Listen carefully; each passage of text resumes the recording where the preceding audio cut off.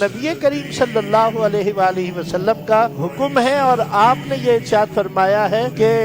روزہ چاند دیکھ کر رکھو اور روزہ چاند دیکھ کر افطار کرو، یعنی چاند جب دوسرے مہینے کا نظر آ جائے تو روزے ختم، اب وہ 29 کو ہو یا 30 کو، اس سے آگے پیچھے ہو نہیں سکتا۔ تو اس کا مطلب یہ ہے کہ ہمیں نبی کریم صلی اللہ علیہ وآلہ وسلم کے حکم کے مطابق اس کا اہتمام کرنا ہے کہ ہم چاند دیکھنے کا ہم میں سے ہر شخص اہتمام کرے۔ اچھا یہ بھی سمجھ لیجئے اس سنت مبارکہ کی کہ فوائد حاصل اور اس کی برکات حاصل کرنے کے لیے، سنت مبارکہ پر عمل کرنے کے لیے کوئی شخص یہ نہ کہے میری نظر تو کام ہی نہیں کرتی تو میں چاند دیکھنے کا اہتمام نہیں کر سکتا، تو سنت کے اوپر عمل کرنے کی خاطر اگر وہ چاند دیکھنے کا اہتمام کرتا ہے، اس کی نظر بھلے کمزور ہو، اسے نظر آئے نہ آئے، وہ حضور نبی کریم صلی اللہ علیہ وآلہ وسلم کے حکم اور ان کی سنت مبارکہ پر